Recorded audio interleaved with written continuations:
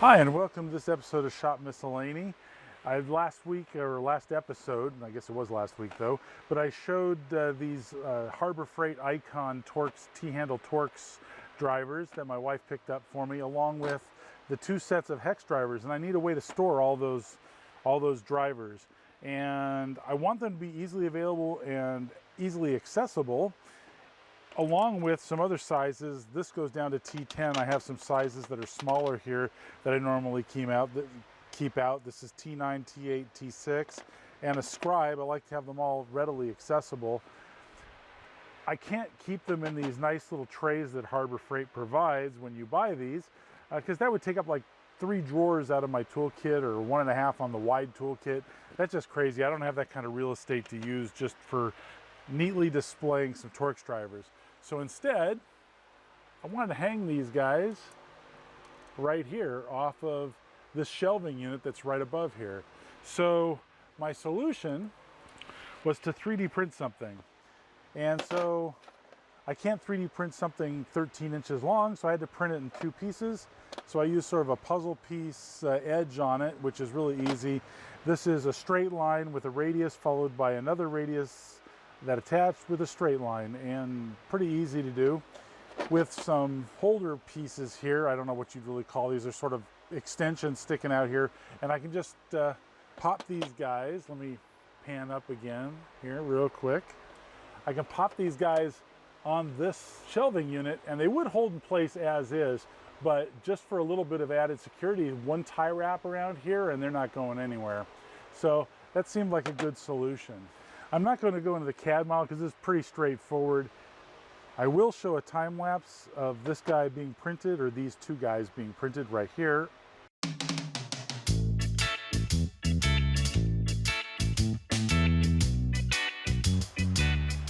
One thing to note is that I printed these guys in PLA. PLA is not a great choice for a garage environment, just so you know. PLA prints really nicely, but there is a serious problem. Number one, it's brittle, but number two, as it heats up, it expands. And when it expands, these holes shrink in diameter because it's expanding into the hole space.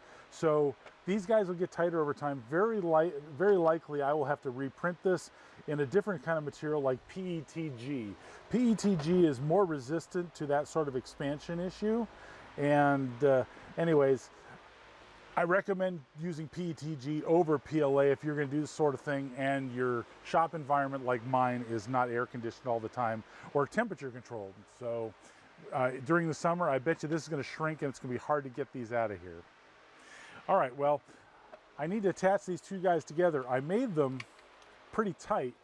Now, one thing I did do was I made them exactly the same size, which, since plastic expands, they fit within one another. But I am going to throw a couple drops of super glue in there, and that should help hold it in place just to be a more permanent attachment.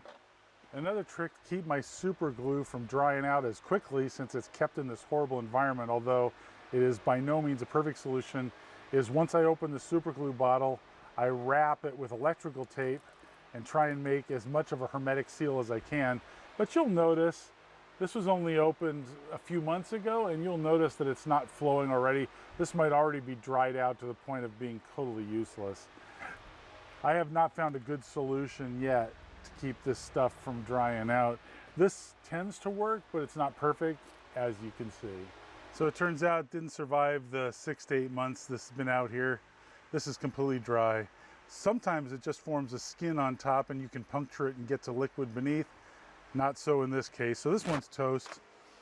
Another solution to deal with this is to buy these sort of single-use packs.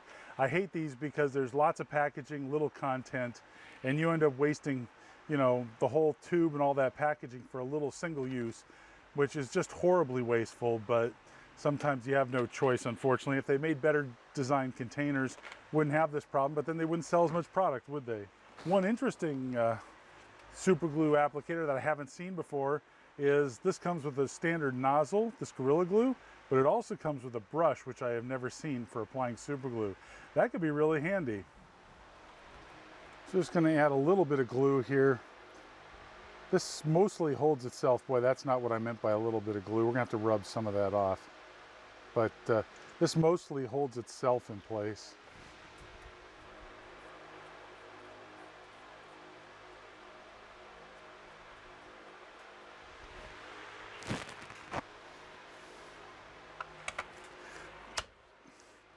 Helps it slide together more easily too.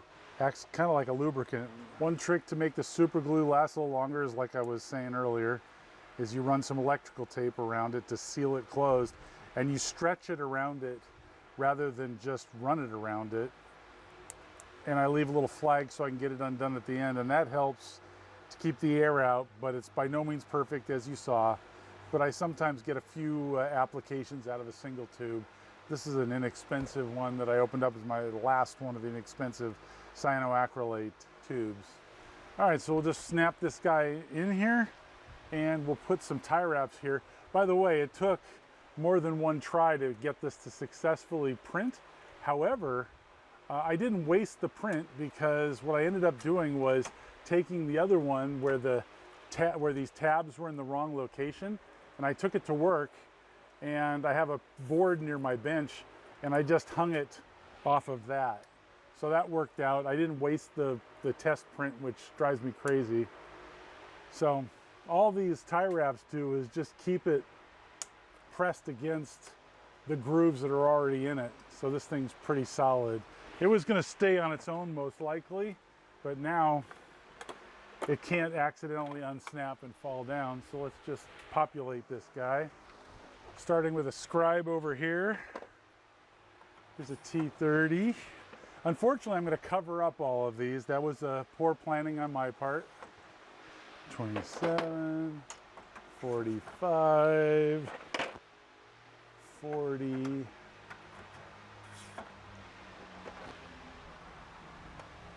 20,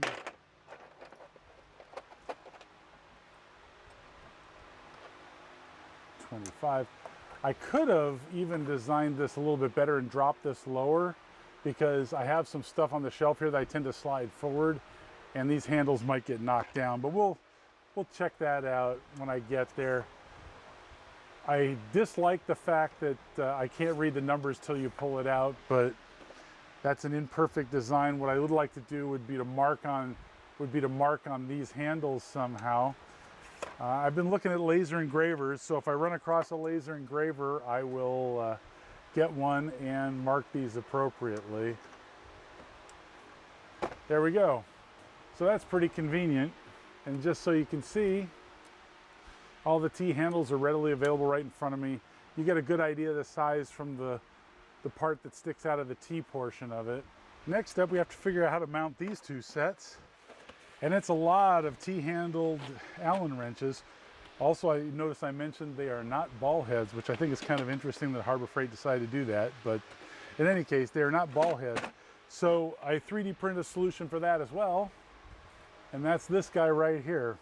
However, the two smallest holes on each side, or the two smallest size holes, are just a little bit small. So I'm going to have to drill these out rather than print this out again, because this print was a 12-hour print. And I did use PETG instead of PLA for these, because I don't want these shrinking.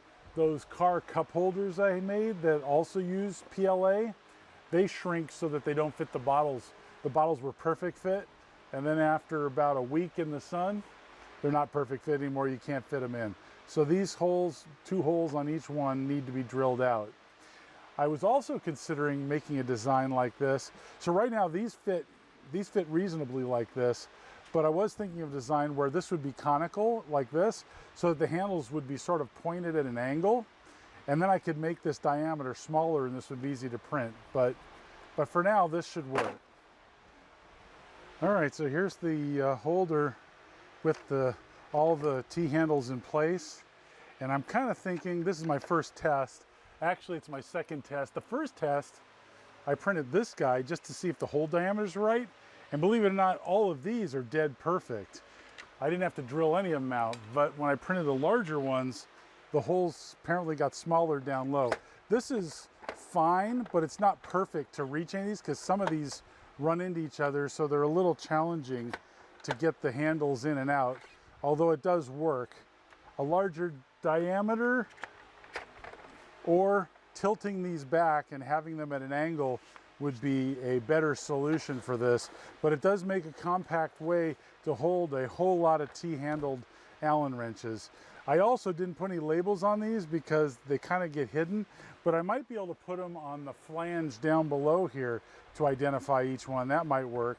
Or on the side, that might be a little more challenging. But in any case, there's my idea. This is the first iteration. I will show you when I move to iteration number 2. Last but not least, here's a normal 6-inch whetstone, 6-inch by 1.5 or something, or 2, 6 by 2, I guess. These are some small precision ground ones, precision ground flat stones that I had purchased and ground a while ago. Actually, finding Norton stones this small is a bit challenging. I mean, they sell them, but they're hard to run, it's hard to get a hold of. So these guys are 3-inch by 1.5. And I recently found on Amazon these little guys. Aren't they cute?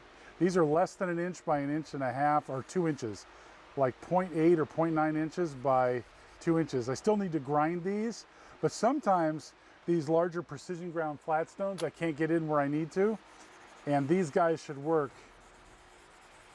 You can tell they're not, here I'll hold them next to the microphone. They don't quite have the appropriate sound like these guys here that have been ground flat. So these guys still need to be ground flat. This material is also a bit softer, so it may not end up working out. This is harder, this one's softer. They just glued 2 kinds of material together. They have these in various hardnesses. They're kind of interesting design. This stuff feels almost like a water stone because it's disintegrating pretty quickly. That's the finest grit. The coarser grit, this one needs to be ground, and you can hear that it's not perfectly flat yet. So these may not be ideal. I found these on Amazon. They're like 10 bucks each or 8 bucks each. I think the material's not as great as I would hope. So these may be a fail, but I'll let you know more as I grind these.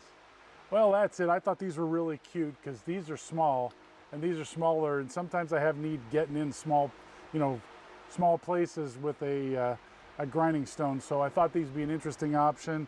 I'll put a link to these if you want to find them. They have them in 2 different kinds of hardnesses. They also have them in natural stone that are somewhat larger than this. So anyways, take a look. Thanks for watching. Hope you find it useful. Hope to see you next time.